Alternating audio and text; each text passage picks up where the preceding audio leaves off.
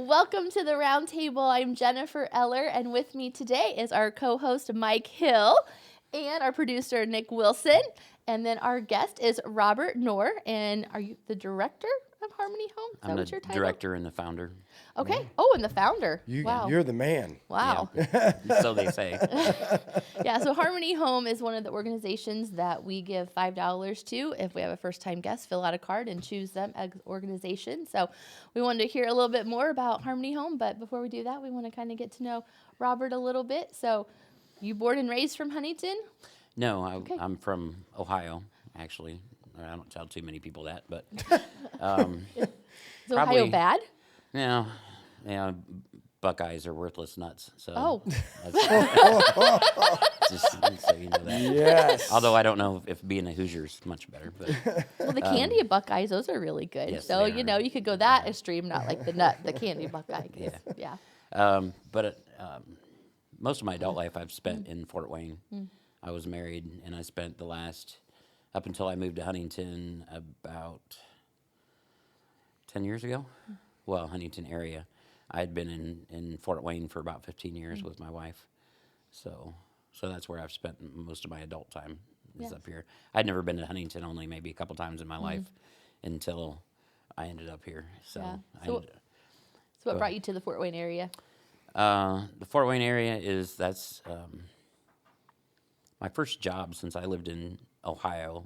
My first job was in Fort Wayne, and I did some traveling. I lived in Florida for a couple years or whatever, and then all my family's up here, so I came back up this way, and it was just easier to find a job in Fort Wayne than anywhere else, and so that's where I put down my roots, and then that's where I met my wife, and we didn't have any kids together, but that's where her kids went to school, and so that's where we put down roots.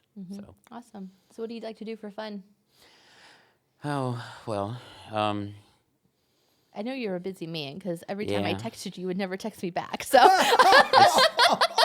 Don't take it personally. no, we had I a do that all the conversation time. here, so I knew it was good, and I know he just lives life in the fast lane. I think with I've what been you do, working but- on that. I really have been. I like to go fishing. I like movies. I like to go bowling. Pretty much my life consists of Harmony Home nowadays. So like I like to take the guys to a movie once in a while. We like to go laser tag so I can brag that and I can shoot them legally. So. Yeah. Oh gosh. But a lot of it is just like helping people. I mean, that's what I enjoy most of the time. It can be taxing sometimes too, but like that's what I do for my life now. So Yeah. So what kind of movies do you like to watch? scary, bloody. Scary? Oh Yeah, golly. scary, bloody. But I like everything. So like I go over to my son's house every once in a while. Well, about every week, and we watch like something about Flower Moon a couple of weeks ago. Flower Moon? It was about the native Indians, how we took their land. And then before that, we watched Oppenheimer. That's more him wanting to watch that stuff because I'd be watching like The Nun 2, or I guess this week we're going to watch Aquaman 2. So I have a big variety. I'm a man. I'm pretty simple, so like it doesn't take a lot to entertain me. So Yeah. That's great. that's what my sister tells me anyway. Yeah, that it doesn't take a lot to Yeah, entertain you. just like some shots and some explosions, and I'm good. Yeah. You got to add some blood in there, but Yeah. I guess I sound pretty morbid saying that. Yeah. Wow. But I love like Michael Myers, and I have a man cave that's got all kinds of. I have a Friday the 13th mask signed by Kane Hodder, who was the one that played Jason in 5 or 7, 8, 9, and 10. So I have Wow. Ooh. yeah, I know. Yeah. I'm I weird. can't do scary movies. Are you a scary movie person? No. In my younger days, I have watched some of them. Yes. Okay. But I prefer not to. I'm just Okay. not a big movie watcher altogether. Yeah. So, but It's my escape, I it's not. think. Like Yeah. I live at one of the homes. So when I go in my room at night, as like either I watch a series, which would be like Walking Dead. I like zombies too, or a scary movie or something. Yeah. Wow. No. But I'm getting ready to completely flip that over, and I'm going to start watching The Chosen. Oh. And that's a huge change from what I'm used to watching. But my therapist, I mean, it's not just because of my therapist, but I've been wanting to kind of watch it, and I know it's going on season 3, and Yeah. so I'm going to start that here soon. Yeah. Good. Yeah. What's your favorite childhood memory? Probably spending weekends. We used to go camping every weekend. So we would camp at different places, and for a while we had a camper at a certain place, Atwood Shores, up in by Rome City. But yeah, camping and fishing, and I was the type of boy that would come home with snakes and bugs and all that kind of stuff. So I spent a lot of time around the water and stuff. Although I don't like to swim, but But you're an outdoorsman. oh yeah, Yeah, good. not so much anymore. Now I'm not going to go camping unless I have a comfortable something to sleep on. But Right. but yeah, that's what I grew up. That's catching crawdads and that kind I of think stuff. that was a lot of that generation. You know, Grow Eric's up family camping. like went camping a lot. Yeah, that was just what you did. You know, hotels and big vacations were just not quite the norm, I think, as they are now. So I think camping is a big Yeah. part of people's lives. Yeah, I think it's what people could afford and they were okay with it. Now Yeah. nobody's okay with that. I'm not okay. Yeah. No. I'm saying even younger people, they're not like, Like- yeah, they would rather travel. Airbnbs Yeah. instead of a Yeah, tent. yeah. the- Give me a hot shower and a bed.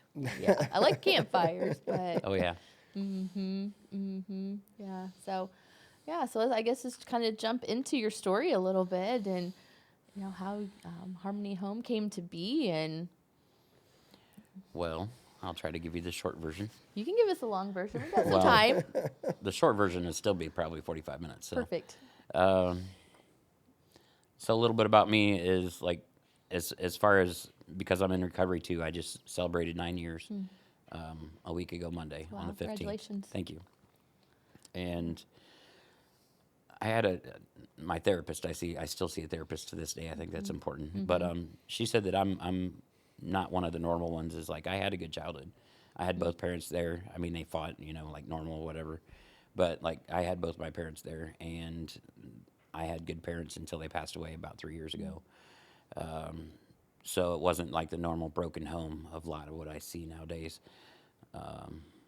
But so yeah, nothing really exciting happened until I was like 18 or 19. I got out on my own. I mean, it was exciting, but it was just a normal childhood. I was loved. I was hugged. I was, I had all that there. I have siblings that used to beat me up all the time. So, because I'm the youngest out of 6. But when I hit like 19, I got into management right away, and I started working at Big Lots, and I got promoted right away. And then I went into fast food. Well, not fast food, Little Caesars. And that was when, and I'd always been a good boy, I didn't drink, I didn't do any kind of drugs. And somebody introduced me to a thing called mini thins, and they're ephedrine, which is what they make Sudafed. It's like Sudafed nowadays, which is what they make meth out of. So I got hooked on that pretty quickly. I mean, I could stay up 3 days at a time. I was a manager. I was running my own Little Caesars, so like I was putting my heart and soul into that. So yeah, I would stay up 3-4 days at a time and just, running all the time. And that's just what I was used to. And it was a lot of fun for a very short time. But then that just started falling apart for me. So I ended up moving to Florida for a little while, and I dropped the pills pretty easily. I was on them for a couple years. I was up to where I'd had to take 60 a day. 60. Yeah, it's one of those where if you take, the more you take, the more you have to take to get the desired effect. Wow. So I did go to the Washington House once up in Fort Wayne, and they wouldn't keep me because they said back then that mini thins or ephedrine was not addictive. So did you buy those at a store, or is there something Yeah, you back buy then them you from? could buy them at the gas station. Was it like a weight loss drug? Mini thins. I don't. It was a speeder Okay. to keep you awake, or like Yellow Jackets, or like everybody drinks energy drinks now. Oh yeah. So it's the same. Okay. There weren't energy drinks. Kind of like back the 5 then, so- Energy or something like Yeah. that little. Like the bit of a first pill. energy drinks that came out was like Jolt. I don't know if you guys remember that. It was like pure caffeine, nasty tasting, but it was so much caffeine that it would keep you awake. So it was Wow. it was that kind of stuff. But it wasn't known what the effects were. And now I have a pacemaker now, and they contribute that to those pills back then. Is it started destroying my heart, Yeah. and then what I did later helped finish it. So Wow. Yeah, I mean, even in the weightlifting world, they used to sell ephedra. I mean, they call it different things, but Yeah. I mean, if you're going to lift and try to cut and lose weight, I mean, you could buy them at any vitamin store, Yeah. back in the day. So The gas stations had them 60 in a bottle, or no, I think they were 30 in a bottle because I was going through 2 bottles a day, and yeah, they felt really good, and I love that feeling that the on the back of my neck, the hair would stand up, and I hadn't really felt anything like that before because my parents were drinkers, like weekend, like once a year drinkers. So like I had a beer here and there. Other than that, I had never tried any hard liquor or anything. So I never really tried anything like that. So when the first time I tried that, I was on my way to getting hooked pretty quick. did you grow up in the church? Like, was that ever a part of your? We went to church every weekend. We went to Baptist church.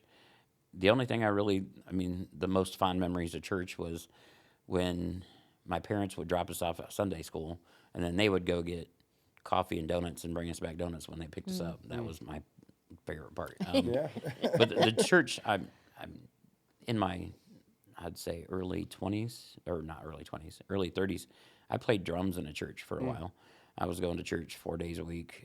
We were doing the men's Bible study and doing twice church Sunday, and then we'd do rehearsal because I had a little bit of drum experience. So I went through that phase for a while. I shouldn't say phase, but where I was really active in the church. Yeah. But earlier we just went to church. We weren't like big church family. Yeah. Yeah, I didn't mean to interrupt. I just didn't know you're where fine. that all fit in the whole process of it all. So I've always known God, and I've always known that God was there. And I hear a lot of people that get angry at God for different reasons or whatever. And the way I believe is he was always there for me. I just didn't use him. I mean, he's always been there. I've known that he was always there. He did, because of that belief, it did stop me from hurting myself a few times later on, because I was always taught that, if you kill yourself, then you're going to hell. I don't know what people believe anymore, but that's one reason that I was always too chicken to do that, is because I didn't want to go to hell and not get a chance at redemption, if that makes sense. Yeah, for sure. So, where was I? You were Just went to addicted, Florida. Little Caesars. Oh, yeah, I'm head to kind of Florida. all about. So Florida, I moved down there because my sister was down there, and I just went down and lived life. I mean, I worked at fast food places. I wasn't drinking. I wasn't doing anything major. I was just down there living. It was nice. It was Orlando, so there's always kind of things to do. So, but when I moved back up here is when the alcohol really started, and And how old were you then when you moved back? I would have been 98, so 20 some years ago. So 30, early 30s is what I would have been. So I started just drinking occasionally, and well, I should backtrack a tiny bit. So back in 98, I had already moved up here around 98, and I decided to make a stupid decision, and I have a felony. So I stole some money from somebody. So I did my I got sentenced to 6 years, 5 years suspended, so I had to do a year, and I got out in 4 months because I had already convinced that I was the innocent guy, because most addicts and alcoholics were pretty good at manipulating. So, I had them all convinced that, no, I would have never done something like that.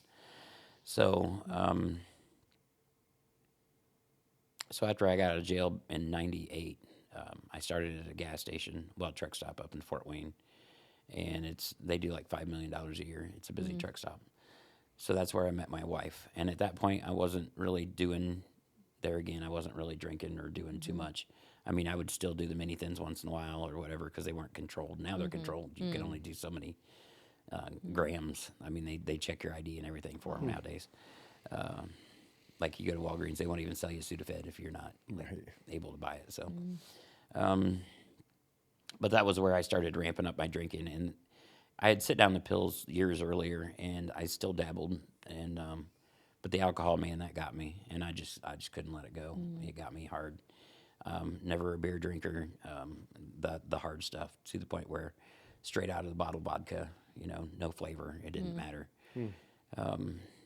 So I got married in 2002. I met my wife in 2001, and she had 4 kids by previous marriages, and it went well, but I wasn't ready, and so my drinking went up even more, and she ended up with cancer.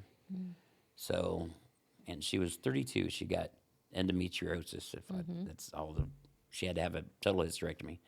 So that pushed her into early menopause at 32. and I'm newly married and getting used to being a dad to 4 kids, and they're all boys, and then with her, and then she had the bipolar, so it was menopause, bipolar, not taking any meds for anything. So it was, it was A little intense. yeah. And of course, I'm not blaming everything on her. Obviously, I wasn't the husband that I should have been. But so it got crazy for a while, and that definitely started ramping up my drinking. When she got diagnosed with cancer, she couldn't work, so I'm supporting her, taking care of her and the 4 kids, and working full time. And I got out there pretty. I was hiding it pretty well for quite a few years. People knew I drank, but they didn't know to the extent that I was drinking. And that was when we started having more problems. So I ended up getting my own place. We were still married, and we still did a lot of things as a married couple, but like we didn't click living together. And so it had gotten really bad to the point where in 2006 I got a job at Rallies, and I did really good. And I ended up running at one time all the rallies in Fort Wayne. I was a manager at one of them at any given time. And I ended up meeting a kid that had been abandoned by his parents in his life or whatever, and I ended up adopting him. And so, looking back, I'm glad I did. I don't regret that I did, but he had a lot of street smarts, and that kind of accelerated me. And, as far as addiction goes, you got people that say, well, I just did it because it felt good or whatever, but then they always say there's got to be an underlying reason. 85% of addiction comes from a mental health issue. Well, I found out later in life that my mental health issue was acceptance. So with him, and there was all kinds of like kids that came along with that and parties, and I was the cool dad, and I was having all kinds of fun, but I was drinking myself into obliteration. So like we would have parties, and I would I wouldn't fall asleep. I would pass out, and then they would do God only knows what they were doing. So, but it was acceptance, and I was the cool dad, and I thought that was really cool. But I was in the middle of my addiction, so obviously it wasn't cool. Did your other sons participate in that too, or was it just the one that No. you adopted? So the family didn't really know all of this stuff? No, they didn't know too much. I mean, they knew what I was doing as far as like, they didn't know details. So, but my wife had gone into remission, but then the cancer came back. When we split up, we were the type where when we were good, we were really good. And when we were bad, we were really bad. And like she came after me with a tire iron one time. And if she would have connected, she would have connected. Wow. So, and there again, I'm not blaming it all on her because, we had equal parts. So when we weren't living together, her cancer came back. But when we had broke up, like the family just hated me. Her family hated me with a passion. And so I didn't see the kids, and I didn't see the in-laws and all that kind of stuff. Then I hope I'm not skipping around too much here. You're fine. In 2013 is when Rallies finally caught up with me and said, okay, you're drinking on your job all day, every day. Oh, my. And did you put it like in a Coke cup or something like that? Or how did they know I you started were... sneaky, and then I got... You didn't care? No, I didn't care. So you'd have the bottle like sitting there or something? No, or? I wouldn't do that. I had it in the bathroom or in the car. I only have one DUI, and that's by the grace of God, 100%, because he knew that doing what I do now, I couldn't do without a license. So, but I drank and drove for at least a year and a half every day.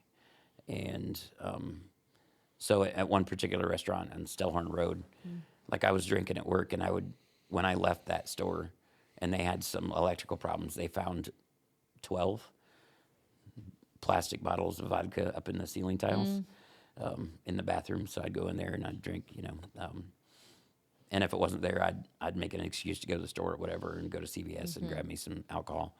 I thought I was hiding it like everybody does. Like in addiction, you always think that, oh, nobody knows. Everybody knew.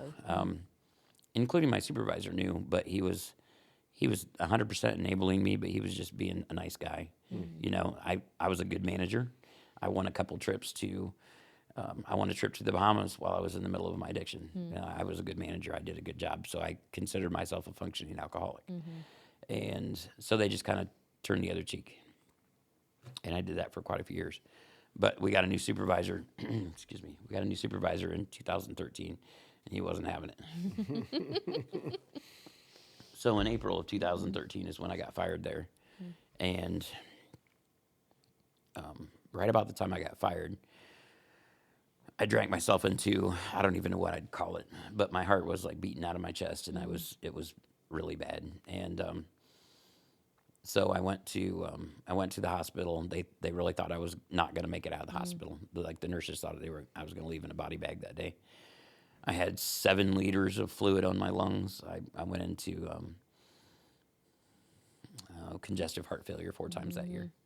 So it was bad. And I had a really good cardiologist, and he was the type that he would just tell me, he's like, if you're going to kill yourself, just do it. So I can take my time with patients who want to live. Wow. You know, and a lot of people think, oh my God, why would he say that? And I'm like, that's the kind of stuff I needed to hear. I don't need the soft, foofy stuff. I need the stuff that's real. So, so in April, I got fired. I ramped it up. I went to the hospital for 8 days. They did a thoracentesis. I remember that. It's like a needle like this long that they put through your back to get the liquid out and I couldn't walk. I had to learn how to, I mean, it didn't take very long, but the oxygen was so low in my blood that I couldn't do anything. And when I got out, I had to use one of those little carts in Walmart. I couldn't stand up very long because my lungs were so incapacitated that they had little sacks of fluid still on them, and they couldn't tell me if it was ever going to get better. That really scared me because I thought I couldn't even go up the stairs. I'd have to do like a kid and crawl up the stairs and then come down the stairs. I'd have to get on my butt and like go down one at a time. And then in May, my wife's cancer came back, and she slipped into a coma, and she passed away on May 28th of 2013. I never got to say goodbye. I never got to anything. So, and her family had a very strong hate for me, or dislike, however you want to put it. So I wasn't involved in any of the funeral or any of the arrangements or anything. They were not happy that I showed up for the funeral, for the actual funeral. But I was going to go anyway, so I didn't go to the gravesite afterwards. But I was there for the main funeral. That part of my life was pretty much like nobody wanted anything to do with me that whole time that we were together. It's like none of her friends, I mean, it was just like that was a closed book now. Her kids didn't want anything to do with me, as her family couldn't stand me. So at that point, I was so involved in my addiction. So in 2000. Make sure I get the dates right here. I just kept drinking myself, and I had my own place. You know, I had already had my own place, and so I had different jobs. 2014, I had 7 jobs, the most jobs I ever had in my life in 1 year. It was ridiculous, and I didn't get fired from any of them. I was just smart enough to know that they were catching on, so I would just not show up or not go back or for whatever reason. And all this time, my adopted son, he had taken off to California. He was what they call a feral, like a feral cat. They told me when I adopted him, they're like, you're never going to be able to tame him, basically. He ended up going to California. Well, at that time, he was in Colorado, so he wasn't around too much. But he came back right around 2013. Okay, so after she passed away is when I got really bad, and that's when they started doing more tests on me. And they said, I remember the conversation. I was at Scott's in Fort Wayne when I got the phone call, and they were like, we're gonna have to do a heart transplant on you. And like that's a conversation I'll always remember because it's like that's pretty major. And so I dealt with that for about a week, and then they called me back and they said, well, we've decided we're going to do a pacemaker in medicine and see how that works. So November 7th of 2013, my son had just come back like the week prior from Colorado, and I got my pacemaker, and I did really well for a while. And this is why I can preach to the guys or tell the guys, fear goes away. Like my parents passed away. It was 4 years ago, Christmas. Dad passed away, and my mom's coming up here soon. It hurt really bad at first, but after a while, you learn how to deal with it, and it doesn't hurt as bad. Well, I feel that fear is the same way. It's like you remember that fear when you're in the middle of it, but it goes away, and then you start thinking, well, maybe I wasn't really that bad, or all those stories. You start remembering the good things and not the bad things. So without a program, I mean, that's my opinion is you will go back to it because you'll forget. And they say addiction is the one disease that'll try to convince you don't have it. So, and it does. It'll tell you, oh, you weren't that bad. You could try just one. It's okay. And so, so I got my pacemaker in November, and by January I was drinking again. I mean, I just had heart surgery. It was an 8-hour surgery.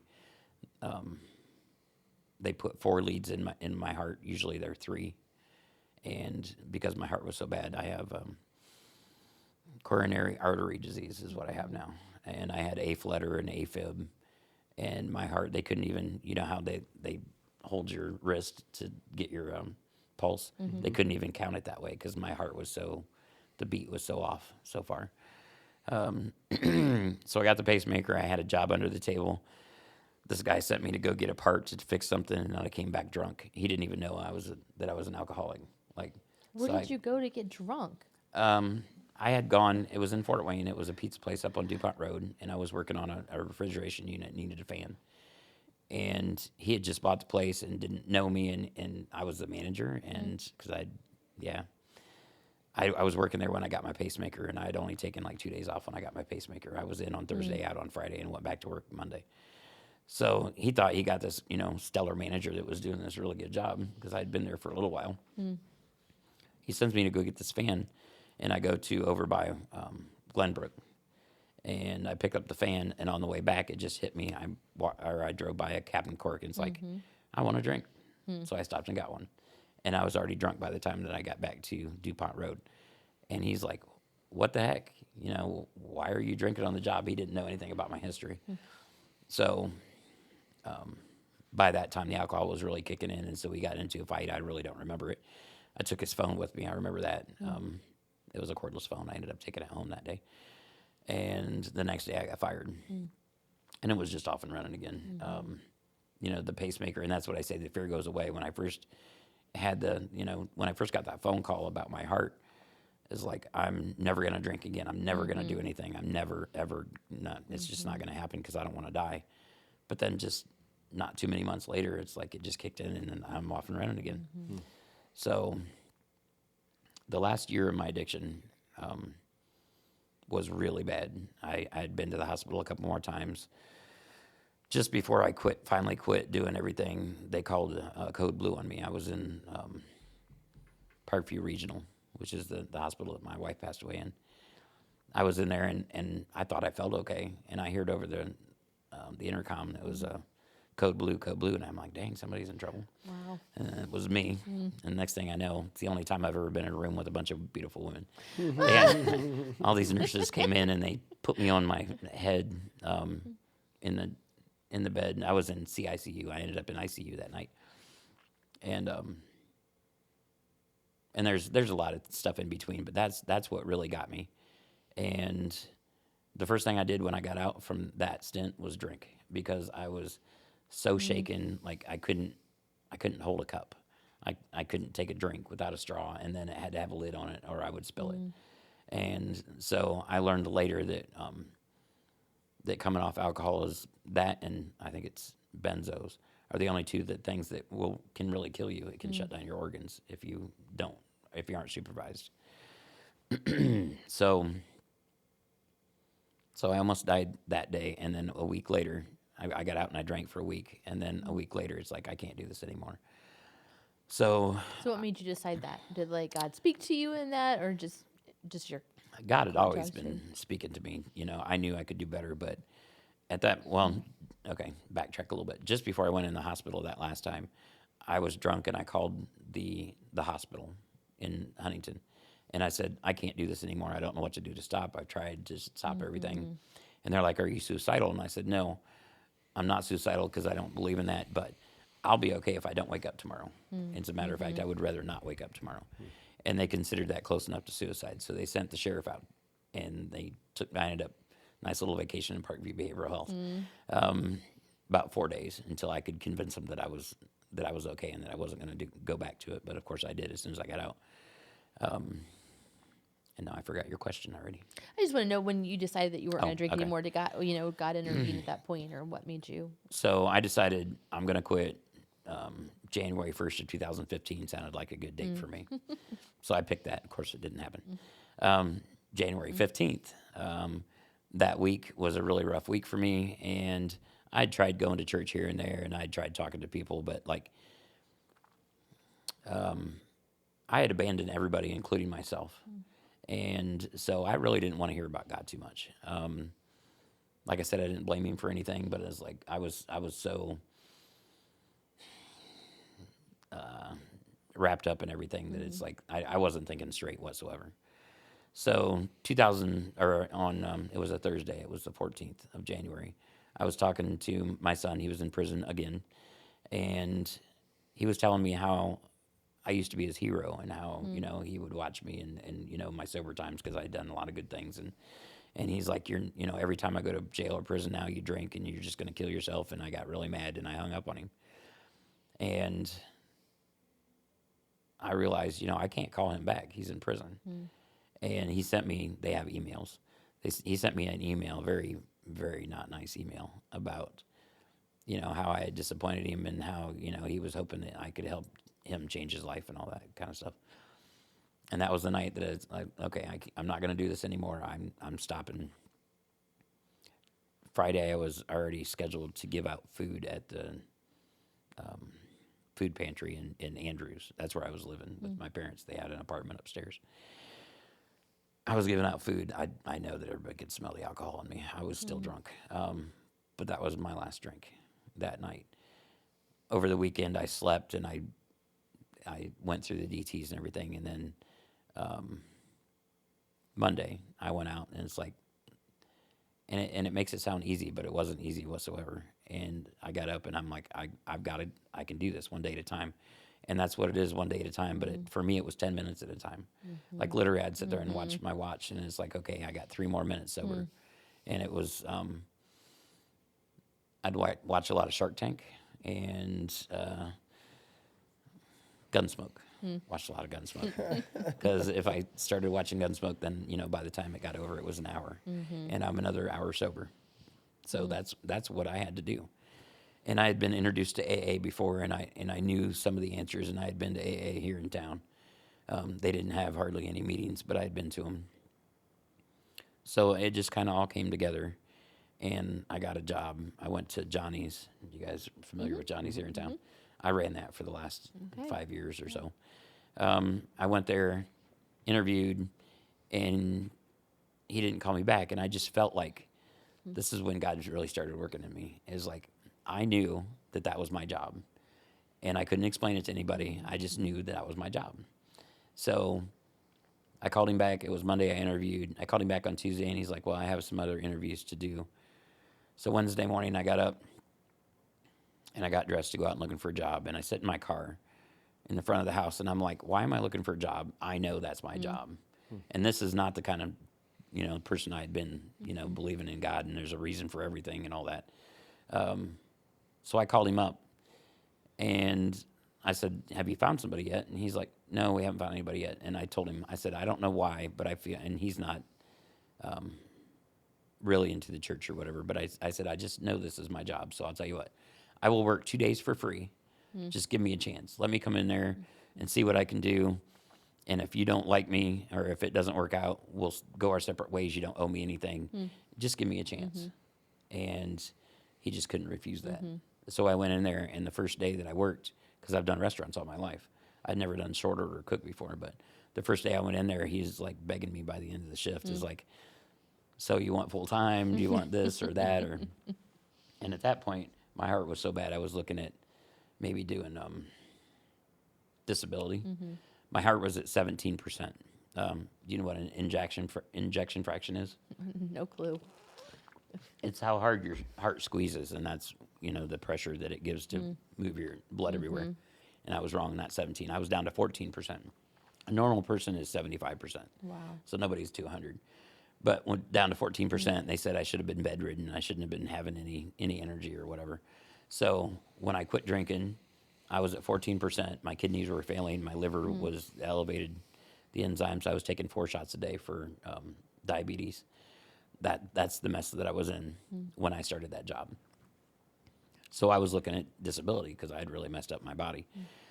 And he's like, I'll give you as many hours as you want. And we figured out a contract. And I went to my sisters, and I'm like, I'm doing this. I'm not going to do disability. I'm doing this. And she thought I was crazy. And, and now looking back is like God put me there exactly where I needed to be for a reason. And it's funny, like now where I am in life is I look at all the stuff that I went through and all the things that I learned in my life, and it all comes back to helping me do what I do now for a living. So I worked there for a couple of years, did my thing, stayed sober, went to meetings, and my son, it was on a Friday, and he was in jail again up in Terre Haute, or not in Terre Haute, LaPorte, and they said, we're putting him out on house arrest. Okay, I didn't even know that was a possibility, so I had to leave work early and went all the way up there. It's 2 hours one way. I got him, brought him back, and that was on a Friday. And Monday, there were some things that happened in the middle of those 2 days, but on Monday, he overdosed. And I had never really dealt with any kind of anything like that. I didn't know what Narcan was back then. It wasn't available like it is now, and I didn't know what to do. So I called 911, and he literally died in front of me. He turned blue, his lips. I mean, I was doing CPR. We were out in Andrews, so like they didn't have anybody real close. So his girlfriend was there, and she was holding the phone, and I was doing compressions on his chest for about 10 minutes, and he wasn't showing any signs of anything. So the EMS show up, and they go upstairs, and they Narcan him, and they bring him back, and then that just pisses him off because I called the police because he was on house arrest. So he went to the hospital, and I went there, and he just like had nothing but hate for me because like I had called the police. They cut off his anklet because he was going to go back to jail, and the whole deal. It wasn't any kind of gratitude. It was like, I just saved your life. You know, you were dead. He would have rather stayed dead instead of going back to that. So it started working on me that weekend, or the next weekend when I realized, you know, no parent should have to do that. Adopted or not, no parent should have to sit there and do CPR on their child. So I started thinking, because he had looked for a house in Huntington, a men's home, and there wasn't anything. There was the Dream Center had a men's home, but they were very, very, very strict on who came in. They only had like 8 beds. And a lot of times they were only like 4 beds full because their process was so strict. And so there was nothing for men, and there was like 5 women's houses. And I'm like, what's the deal? And then it just hit me one night. It's like, I need to open a men's home. And as soon as I said that, it just like, I just knew, and I can't explain it to this day, well, except for it's God. I knew that's what I was supposed to do. So I started telling people I'm going to open a men's home because there isn't anything here in town. And for the most part, everybody was like, well, that's cool, but, you know, nobody wants to listen to you because, like, I'm just a cook, and I've only been in town, like, a couple years. And so January 2017 is when I came up with the name. I had tried to get everybody. I was very well liked at Johnny's. I had a lot of friends, and I had made it like a contest, you know, a name or whatever, and I couldn't. Nobody would give me a name. And one day on the way to work, I never used the word harmony in my life. One day on the way to work, it hit me. It's like Harmony Home. Well, it was Harmony House at first, and like God started showing me. I had met so many people through the restaurant. I had met some people that had money. I had met some people that had a little bit of power here in town, like for zoning and stuff. I knew somebody that rented houses. It just all came together, and it's like, wow, this is going to happen. And I don't know how long it was before I realized that this was going to be my purpose in life. And I had never had a purpose in my entire life. I was just living life, and I didn't really concentrate on I've got some certain thing to do here on earth.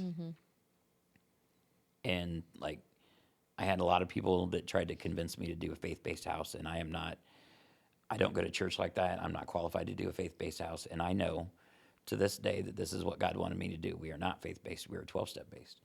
The 12 steps are brought to us by God, 100%. I mean, it says, you know, they do higher power because, you know, we want everybody to come, even if they believe in Allah or Buddha or whatever. But, you know, at the end of the day, my belief is if you don't have Jesus Christ as your Lord and Savior, you're not going to make it anywhere. So, but we don't force that on them. We let them pick if they want to go to church or not. And we have 3/4 of my guys go to church out of 35 guys on their own because they want to. I think that's a pretty good number. And instead of being forced to go to a certain church and believe in the way I believe. So, yeah, we've had some pretty good success there, but backtracking. So I started fundraising, and it was just unreal, the doors that opened so fast. So from 2017 January, we had our first fundraiser in August because I was so excited when I got my business permit. And we raised like $1,400 our first, and nobody even knew what Harmony Home was. We didn't even have, like, I had printed up business cards that we printed on our own. You know, we had no money. I was making $7.25 an hour, no money in savings, no nothing. And that's where it all started from. And, you know, this is, I just put on Facebook last night, God equips the chosen. He doesn't choose the equipped. And he completely equipped me with all these people around me, people that believed in me and just liked me as a person, and then they believed in the mission that I was doing. And it took me 2.5 years to get it open with doing all the fundraising. And so that was September 30th of 2019 is when we opened. And I had a lot of walls that came up in front of me. And when I first told my sister this is what I'm doing, she's like, sure. I'm one of these people that have a hard time finishing what I start. So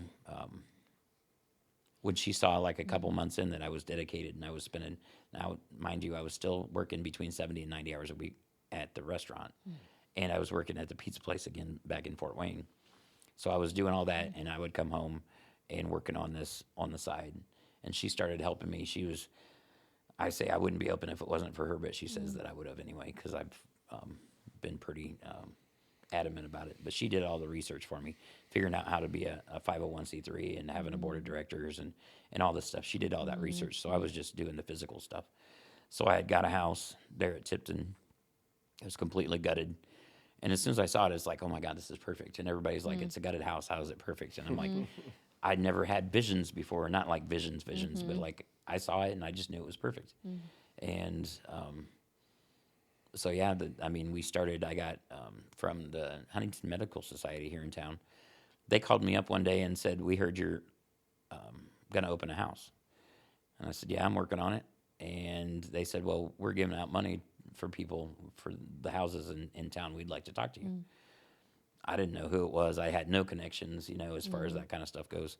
So me and my sister and I went to Macade's, and that's what they were meeting. And there was Dr. Matt Flieger and his wife and some other people there. And I spoke for 15 minutes, and apparently my passion came across because the next day they emailed me and said they were giving me $10,000. Wow. And it's like, I was beyond excited. I'd never had that kind of money given to me for anything. It used to be people wouldn't give me $1 because they figured I was going to drink it away. So that was the $10,000 that got us open. And in the time since, we just graduated our 43rd guy. We now have 3 homes. I have 35 beds. We've expanded to what we have an at-home program. So if somebody's in the program like 6 months and it's almost like an aftercare thing. So they can move out for the last 3 months. They still have to hit a certain amount of meetings a week. They still have to be subject to urine screens. They still have to talk to us. They still have to be part of the house, just not living there. So that gives us a chance to expand and put more people in beds. But we have 10 people in the my sister calls it the outhouse program, in the out of house program. So really we're working with about 45 guys right now at any given time. And we're having some really good success. And it's not me, and it's not the house, and it's like, first it's God, and then it's the 12 steps, but he's given me a heart that I never had before. It's like when I was in my addiction, it was all about me. If it didn't benefit me, I wasn't doing it. Or I would be the type that I would steal from you and help you look for it. So to be a place where people come, and I call us a big old screwed up dysfunctional family. We look out for each other. We take care of each other. It's all peer support. All of my staff have graduated the program, and we're doing really well. We're going to expand in North Carolina is what I'm looking at now, for different reasons. But like God is like, He blesses us. We tease that we get a Harmony Home belly. Like we have so much food donated, it's ridiculous. Like we get Walmart every Friday, and I have like 4 freezers full of meat, just meat. And we get donations from all over the community. Anybody has like catering things that they have extra food, they bring it to us. And like we just got one of those yesterday. Dream Center gave us some stuff, some milk and stuff. We go through like 12, 14, 24 gallons of milk a week. It's a lot of So are milk. all your houses here in Huntington then? Your 3 Yes. houses, or they are? Yeah, they're all here in Okay. Huntington. At first, I thought I would just like expand, but it just makes more sense to keep them close because then we can all still do things as a group. So yeah, they're all within a couple blocks of each other. So do you have like house parents or something, or people who? No, we have. Well, I'm not a typical director. I know a lot of directors. They sit in an office and they work on the finances and the grants and stuff, which I need to work on because like we struggle. But we're still open and we're still growing. So, but I'm very hands on. I like to do one-on-ones with my guys. I want to know what they're going through, and that's one of the things they love about us is we are very hands on and we care and we follow them with their journey and we figure out what they need specifically, and we make sure that they get like anger management or parenting classes or all of them have to work on their mental health. That's a requirement. They have to go to the Bone Center, but yeah, so we're all close. Like every Monday through Friday, we have a noon meeting at the Tipton house.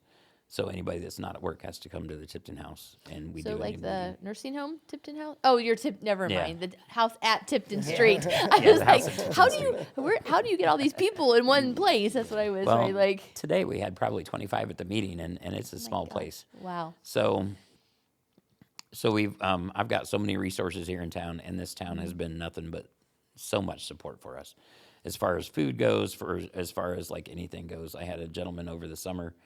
He had been in a recovery home up in Michigan, and he owns a insurance place in Roanoke, and he donated a Ford Flex to us. He paid a decent amount of money for it, just gave it to us because he believed in, he did some research and believed in our cause. We're state certified through the state of Indiana. All 3 houses are. I'm a peer recovery coach and a peer recovery coach supervisor. Which I don't practice either one of those because I'm kind of busy as it is, but I wanted the certifications. But all my guys, I mean, it's just a family and we take care of each other. Like I had one that left for a lot of reasons and he had been back and he left again. And I just picked him up about a week and a half ago up in Marion and I brought him home and I was afraid of his mental health. He was like a little bit unstable and like he's been smiling and laughing and all this. And it's like, not the person I thought I was going to get. And he said, when I came back, it was just like home. He's just missed being home. So like the guys that graduate, I encourage them to come back and they do. They come back and spend time with the guys that are in the program. And another thing that I always knew was that we were going to do is I don't want to be one of those houses that are sitting on the corner and they don't have a sign or anything. I'm proud to be in Huntington and I'm proud to be part of the recovery community. And we will continue to be a community house. So we started parking for the Pioneer Festival 2 years ago, and they just love us. So I take my guys and we'll volunteer. When I got 35 guys, I can usually get 20 of them to show up somewhere if they're not working or whatever. And we do things for the community, and it's good for them. It's good for them to give back, and we enjoy it. And it's nice for them to realize, like when we go in the parade and we go past and people clap for us. It's like a lot of these guys are used to being shunned or being in jail and being judged and all this kind of stuff. And when they're with Harmony Home, we have a good reputation to where people are proud of them and clap for them and give them hugs and all this kind of stuff. And it's really cool what God has done. And I can't wait to see. My vision has always been 5. So I think I know that we're going to open 5. So I got 2 more to go. Wow. And everything that I believe, it's just all come true. And I know that I'm doing God's work. And I mean, it's an amazing feeling to wake up in the morning and know that I have a purpose. And I'm fairly good at that purpose. I'm still learning. 9 years into my sobriety, I'm still learning about myself. I think it's one of the big things that, I know it's one of the big things that helped me is I'm open-minded and I'm, NA is honesty, open-mindedness, and willingness. I'm willing to learn. I know that I'm not the smartest person in the room. Doesn't matter how long I have in sobriety. There can be somebody that's been sober a week that can teach me something if I'm willing to learn. So we're just going to keep growing. And then I get people like, New Life Church that hang on and they see our mission and what we're doing in the community and they help us out. And it's like every time I turn around, God's given us other blessings. And it's just unreal. I would have never thought. 10 years ago you would have told me I was doing this, I'd be like, hey, you're crazy. Yeah, I think that's So- the cool part of God. Yeah. Hang on long enough, and you can see some of the Yeah. cool things He's got for you. So, how do people get into your program? I mean, what does that look like? Do you have a process that people have to go through? I mean, Well, there again, I think outside the box. I'm not like a college educated, director or whatever. So like what I started doing is I talk to so many guys in jail, and so I'll do applications over the phone. I have a detailed enough application over the phone, and we talk to them. And like I have money on the phone, so they don't have to like try to figure out how to call me.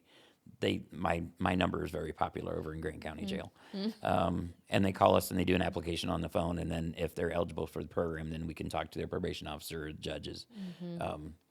I think it's really cool. Maybe I shouldn't say this on a podcast, but I haven't ever got my felony expunged, and I still I can go to jails and they will release guys to my custody to bring to the program, and I'm still a felon. But that's one of the things that shows these guys that I'm real, and that I'm.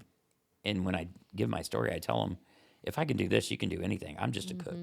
That's all I've ever done all my life is just, run restaurants. And if I can do this and be state certified and be recognized by courts and things, and it's just me, it's still just me. Imagine what they can do in their lives when they're in their 30s or still have little kids or whatever. They have so many possibilities. They just have to believe in themselves and have somebody believe in them also. yeah, are they able to come and go as they Oh. please, or just depends on what the No. requirements are? No. Okay. So as far as the people that we get a lot of them from jail, but not all. It's a very easy application process. They can get on harmonyhomeofhuntington.com. There's an application on there. They can bring it by. They can mail it to us. We get probably 75% from incarceration, 25% from off the street. Okay.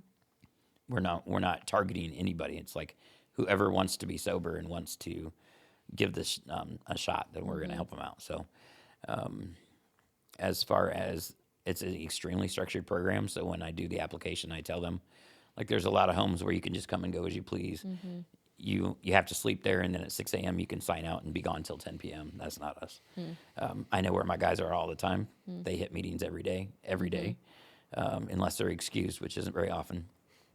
Before you get a job, you're hitting 3 meetings a day. And then that doesn't include like Celebrate Recovery on Monday nights and going to church and going, a lot of them go to different churches on Wednesday nights. So that I do include that in part of the meetings, but they have to be doing 12-step meetings. And so they get Life 360 on their phones so I can track them.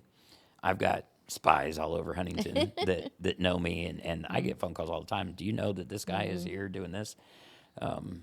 So no, I hold them accountable for that's what I needed, somebody to hold me accountable for my actions. And that's what we do. And so they have curfews, they do not just run.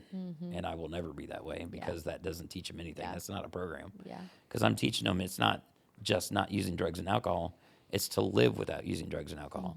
So it's getting bank accounts, and it's, doing your laundry like you're supposed to, and keeping your area clean, and working on your mental health, and just being a human being again, because a lot of these guys have lived in tents or lived in houses without electricity or water for years. So, and then some of them come from really not broken homes like me, and they're used to all that stuff, but they just need the discipline that they know that somebody's going to be checking. And we do drug screens every 7 to 10 days. With 35 guys, I got 35 alcoholics and addicts. They're going to tell me, like, I get loyalty pretty quick with the guys because they know I actually really care. And so they'll come to me and say, hey, I might want to check that guy because, he's acting a little different.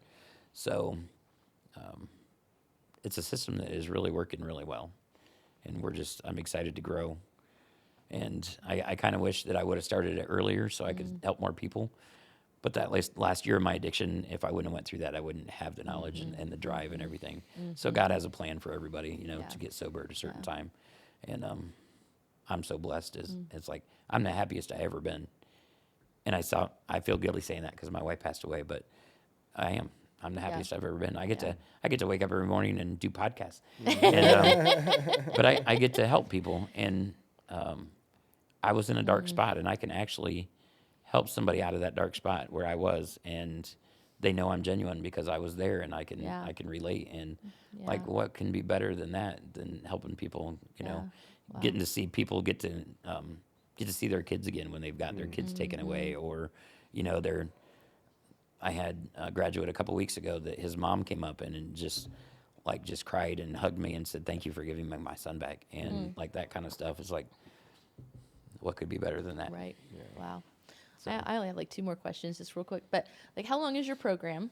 How long are people like in that? Does it vary, individual It's or minimum 9 months. 9 months? 6 months Okay. is when, if they're doing really good, that they might be able to move out, but that's on a case by case basis. And but if they want to stay longer, like I've had, just because you graduate in 9 months, or if we do extend it for whatever reason, like if somebody hasn't finished their GED, because they have to do their GED and anger management, and they do MRT, and there's some other things that we require for them to do. So if they don't get it done in the 9 months, then we keep them a little bit longer. But if when they graduate, they don't have to leave. I'm not pushing people out. You know, we would like to bed for somebody else, yes, but I don't want to push somebody out when they're not ready. If they're not ready, they're not ready. So we need to make sure we have people in town that work with us on apartments for felons and things. So we get them That's set up, awesome. and then we get people that donate. Like if I have somebody that's graduating, I put it on Facebook, and I'll get pots and pans, and I'll get furniture, and I'll get people just like really donate a lot for us, for our Wow. guys. I'll So have to follow you for sure. So how many staff do you have? How many? I have 8 staff members Okay, well, right now. I'm sure you'd have to. I'm just amazed by all that you are doing. So, Wow. like during the daytime, most of the guys work. I mean, they can work any shift, but during the daytime, that's when we have to do our, like getting people from jail and doing all that kind of stuff. So I have 2 staff members that work during the day, and then for the most part, I have 2 or 3 that work at the night. They'll be either 2 split between the 3 houses, or I have one that works particularly at our Franklin location, and then they go to meetings. We keep them busy. So like from 7:30 to 8:30, almost every night of the week, they're at a meeting. And Is a that lot what of you're them, doing here? Because sometimes you guys are here at the cafe. we'll be Is here that a tonight. meeting? We do. Yeah. That's our staff meeting tonight. Oh, is it? Okay. Yeah, every other Tuesday, and we sit down and we go through. We're a very individualized program. Like addiction and recovery are not cookie cutter. What works for one won't work for the other. Like I worked literally 70, 90 hours a week. Most of the guys would be overwhelmed and couldn't handle that and would probably slip back into addiction. That's what works for me. It doesn't work for everybody. So we're very individual based. So we'll sit here and we go through, we're trying to get our policies and procedures. We just opened the 3rd house a year ago, and we added 13 beds. That was a lot to add. So we're still, you know, when you grow, you have to change things. So we're still working on that, but we go through each individual person, and then that way the staff, if they see something that I don't see, you know, so we can talk about each individual person on what they need to work on. And they have phases. They have 4 phases. And if they're not saving money and not doing their classes and everything, then they won't phase up. So I use my staff a lot for the eyes and ears when I'm not around. But I also live at one of the locations, which was never planned, but it's just kind of where I am, and now it's home to me. And I mean, I fit in. I mean, I would rather be in a room full of addicts and alcoholics in recovery than I would be in a room full of, you know, what do you want to say, like politicians? Well, I wouldn't want to be in with politicians anyway, but I relate to them, and it's working really well. Yeah, that's awesome. Do you have any questions for Yeah, him? no, I mean, just because we're at the end. Yeah, You know, I mean, so, I'm just- I mean, if for the people listening or watching, if they want to support, I mean, how do they just get with you and you say, hey, these are the things I need? You know, is it like from a financial standpoint? Is there a donations that people can give all the time? Like, what's the best way to support what you're doing? If you get on Harmony Home on Facebook, there's a way to give on there. Our website has a donate button on there, but I'm still working on that because I'm a very hands-on director. It's like I spend a lot of time with my guys, and it has actually, we have suffered in the past for that because we struggle with good running bands and things where, like, I see a lot of homes that they're really good at that grant doing and all that kind of stuff. I'm still learning on that. I mean, we're surviving and we're doing fine and we're growing. I need to work on that more, but But when people donate, I like to meet them. I would love to meet them and give them a tour.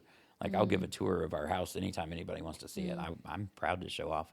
We're homes. We're not a facility. We're a home. And so there's that way. Or they can write us a check and send it to us. We are a not for profit, so you can find us pretty easily on the web. But those are the main ways. Yeah, and that's the most support, because when you said like we're struggling and still trying to figure it, is that the main way to help you overcome barriers? Is money today? Is it? I hate to ask for money, but it's Well, I mean, doesn't Yeah. everybody? Yeah. I mean, I don't feel like anybody's like super excited about asking for money. But if it's a barrier yeah. to change a life, I mean, it's better to understand what the barrier is. It's back in March of 2023, we opened our third home, and we have a waiting list all the time. I always have at least 10 people on a waiting list. So we opened that assuming we could fill it pretty quickly, and like I said, I had 13 beds.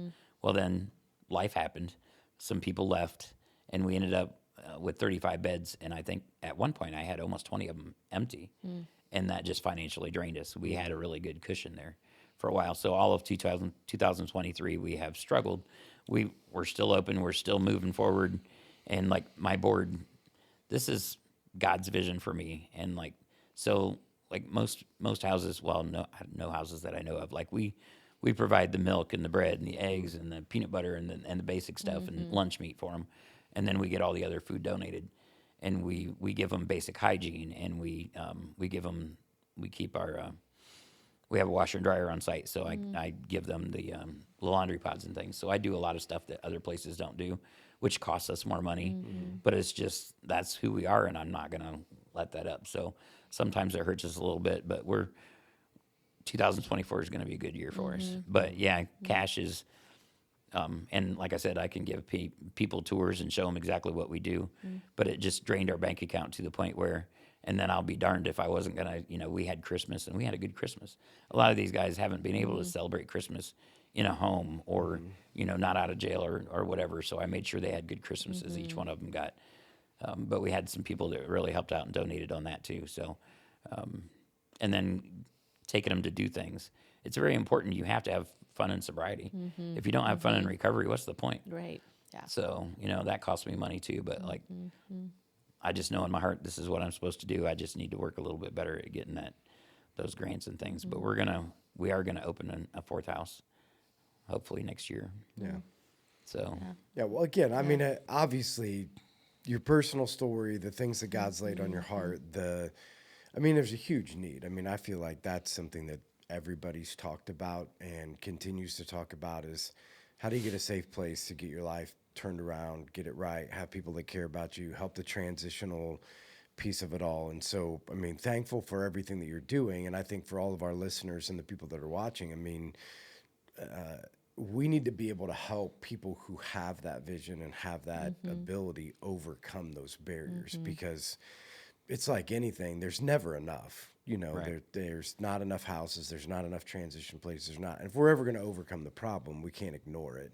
You know, and so I think for all of the listeners and the people that are watching, like we got to figure that out. So I'm sure we'll put a link up whenever we put this out for people to be able to get with you, to be able to, whether that's meeting you and getting a tour, or whether that's just financially being involved, whether that's whatever, I think that there's enough people that listen and watch that we ought to be able to help overcome some of those barriers. So, And we appreciate anything. And, and I know this is God all the way. I had to put in the work, and I see people that say, well, God wanted me to do this, but then nothing happened. You have to put in the work. You can't just sit by and twiddle your thumbs. You have to do things. And I love what I do.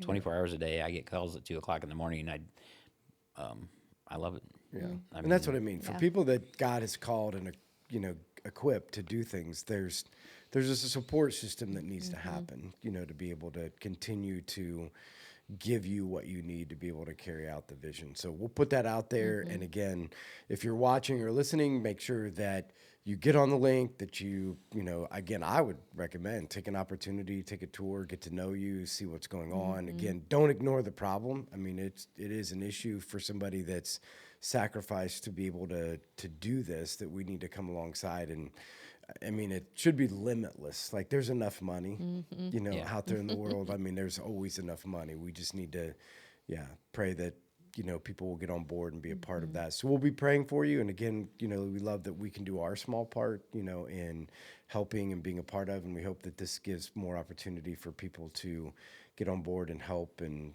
continue to push through on a vision that I think is, transformational. If you can get guys back in the right spots and get them to be a part of society again and get over those addictions and just look what it did for you and the difference you're making in the world. I mean, you do that over and over again, things change pretty quickly. So, thanks for everything you're doing in that. And again, thanks everybody that's listened or is in watch. And again, we just pray that you'll get out there and support. So, thanks for joining us, and we'll see you guys next week. Bye.